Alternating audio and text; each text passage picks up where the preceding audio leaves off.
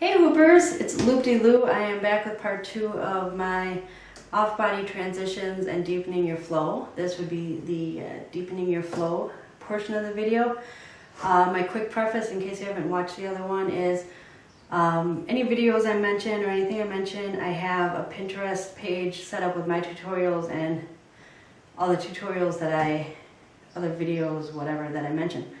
And if you haven't watched the first one, this is building off of that, so you might want to do that. So, flow is kind of like a nebulous term to me. A lot of people use it meaning different things. So, for the purposes of this, I'm going to give you my definition so you know where I'm coming from. So, also, my other preface, I've got notes on the floor, so I'm looking down, I'm sorry, but that's how it is. Okay, so my definition of flow is when your body is fully engaged with the hoop or other prop that you're using in response to the music. For me, I'm attempting to make music visible and tangible. I've heard Baxter talk about when he does breaks, he's feeling that music. It's like he's making it tangible, I guess, is really the best way to describe it. And that's what I really love about hooping, is it really allows you to experience music on a different kind of level, it's more a visceral, physical thing. Also with flow, my mind is typically pretty turned off. You're kind of in this, I don't know, your brainwaves must change into a different state. More relaxed, I guess. The surroundings typically kind of fade away, and I'm really only aware of the hoop and the music.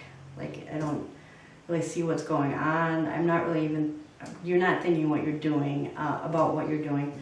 Muscle memory just kind of takes over and you just do it. So that is why muscle memory is key to drill in your daily practice, to build those combos up. Because if it can't take over it, you're not going to just flow out. You're thinking about what can you do next, because your body doesn't know what to do next. Your brain needs to tell it what to do. So every time you learn a new trick, and this is something key and something I didn't really figure out until a lot later in my hoop journey. And one of those things I wish someone would have told me ahead of time or earlier is anytime you learn a new trick, immediately first think of the beginning and the end of that trick and what you can do to get into it, what move you could do that would just seamlessly lead into that trick, and what move you already know that would you could follow that trick with without having to break the momentum of the hoop and all of that. So that will integrate those new tricks into your flow. I have forgotten so many tricks because I never really integrated them in with anything. I never really figured out what to do before or after it, and then, they're just out of my head. I don't even know what these tricks are.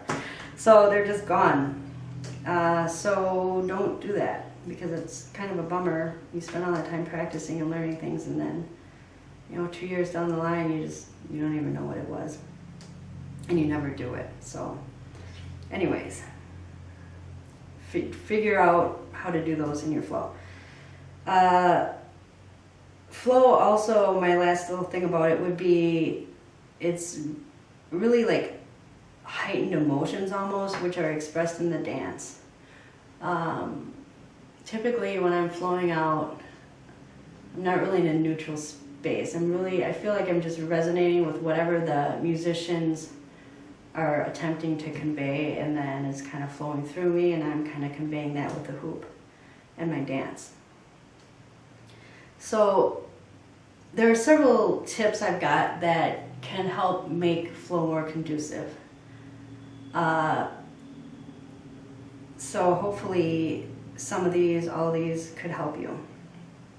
Just give them a shot. So the first thing is to fully express yourself and feel engaged with the hoop. your whole body really needs to be involved. If you're just standing with your feet planted on the ground, you could be doing some crazy cool stuff, but you're not going to be as engaged if you get your whole body and all your muscles moving.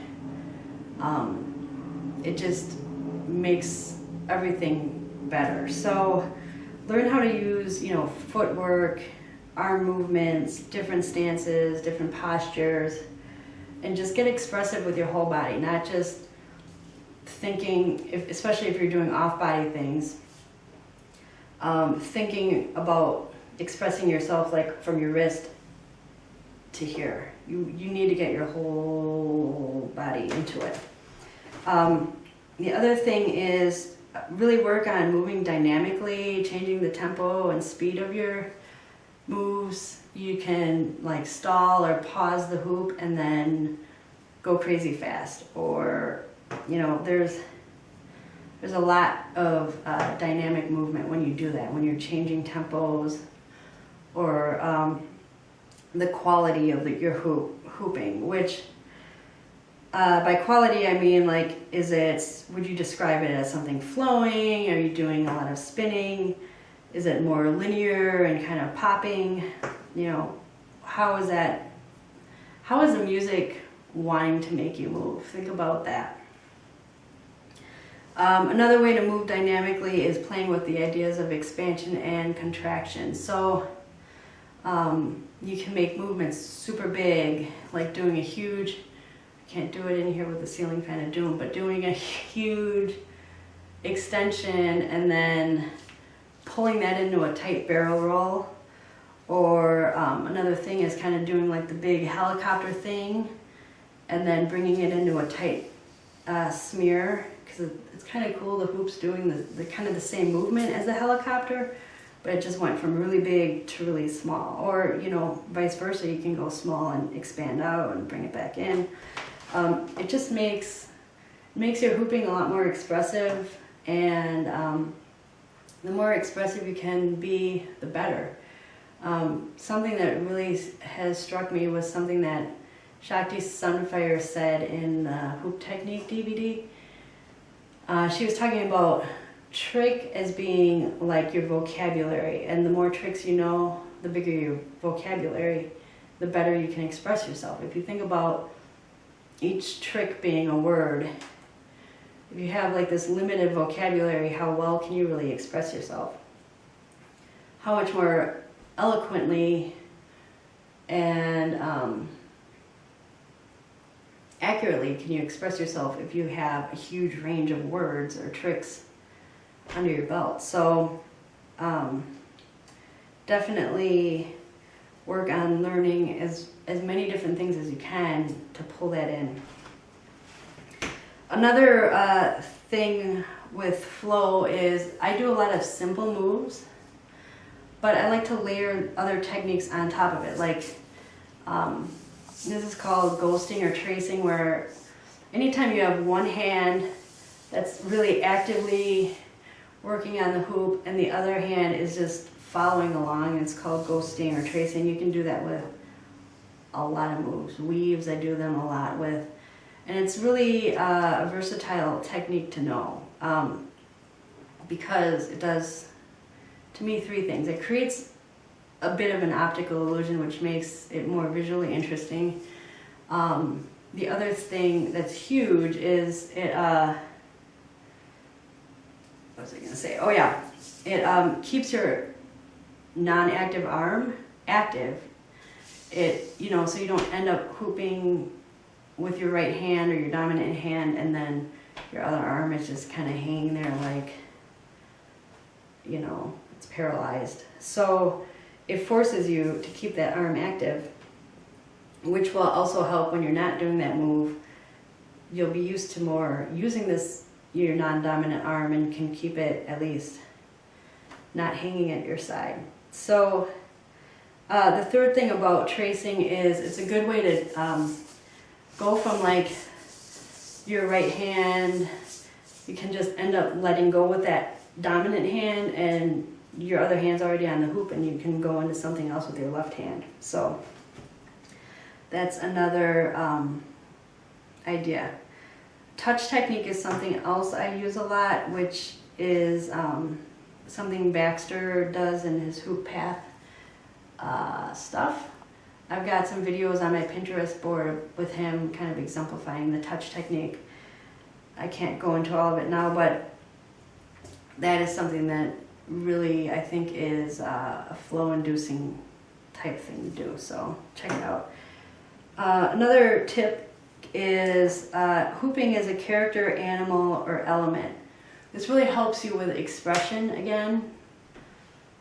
So if you think about the elements, you know, earth, air, water, fire, if you're hooping and you're trying to embody fire, how differently would that look from hooping with, you know, embodying water or air or earth? Just doing little fun exercises like that are, they really get you thinking outside of the box and push you to do things that you might not normally try or move in ways that you wouldn't normally move in, and it kind of just expands your vocabulary that much more. Also, like hooping like an animal, like choosing a specific animal and kind of trying to embody that is a really fun exercise to try. Another option is blindfold hooping. I don't do a whole lot of that because I'm in a contained space, but if you're outside, you can definitely give that a shot, or, you know, somewhere where you have room and not a lot of breakable items. It's great. Clothing, which some people might not think of, but when I'm wearing like a flowy skirt or whatever, I'm feeling good about what I'm wearing, it really actually adds to my flow a lot. Like whenever I wear skirts, I start spinning a lot because I just like watching it fly out. So if you're kind of just in sweats and a tank top, I'm not saying that you're not going to flow out, or it might actually, that might get you into a different attitude and you might flow in a different way with that. But clothing actually does, to me, play a little bit into it, and how I'm moving. It helps dictate that a little bit. The most important thing with flow, and I super cannot be stressed enough, is the music that you're hooping to. You need to choose good music. If you're struggling with flow at all, make a playlist and pick songs that really mean something to you. Pick songs that bring you back to a certain time of life. Maybe it's something, the stuff you were listening to when you were a freshman in high school, or you know what you listened to when you were 6, like music that your parents listened to, or your first year in college, the songs you played constantly and made your roommate go like crazy. I have a few of those. So pick songs that just instantly bring you somewhere or evoke some kind of emotion. There's no question about it. You know what emotion it's evoking, and then put that into your dance, and you'll just start flowing. Things will come out of you never knew you even had in you. Where you need to feel that passion about the music, because it will come out in your dance. If you're hooping to songs that you just feel neutrally about, that are like, this is just kind of background noise, then that's what your dance is going to be neutral. It's just kind of how it is. I think most people flow a lot better when it's their music. If you go to like hoop jams or whatever and you're hooping to a lot of other people's music, you don't necessarily know the songs, you'll definitely notice a difference versus if you were hooping to like your top 10 songs. So definitely pay careful attention to the music that you are hooping to if you want to really deepen your flow. And sometimes in the beginning of the song, I will just take several deep breaths and kind of let the song, I center myself and let the song kind of like start feeling the rhythm, and then I'll go into my hoop thing. I'll just start moving with it. So taking a few deep breaths is also a tip that can help you if you're struggling. The tricky thing with flow is it really can't be forced. It's kind of a spontaneous thing, but it's all of the things that you do leading up to it that can kind of more so make it happen than not. So if you have that muscle memory and you have combinations that you can just do effortlessly without thinking, you can flow from move to move to move. Then when that music kicks in and you're feeling it, it gets expressed in your dance and you become like a force to be reckoned with. So definitely give those things a shot if you're struggling. If you have any other questions, you can find me, as I had mentioned, on Hoop City in the daily practice group. And just be patient with yourself. Enjoy your hoop journey and practice non-judgment. You know, everyone's at the spot where you're at, and be accepting and happy with where you're at. Be excited about what's to come, and look back at 2 months ago, 1 year ago, 2 years ago, whatever, and see how far you've gone. And it'll start, you know, it'll make you feel a lot better. And don't strive to do someone else's dance. That's the other thing I probably should have mentioned I didn't think of before. But you can definitely look up to other hoopers and try to emulate their style. It's kind of how a lot of people learn a lot of things, is by mimicry. But flow comes, you know, from deep inside your heart, and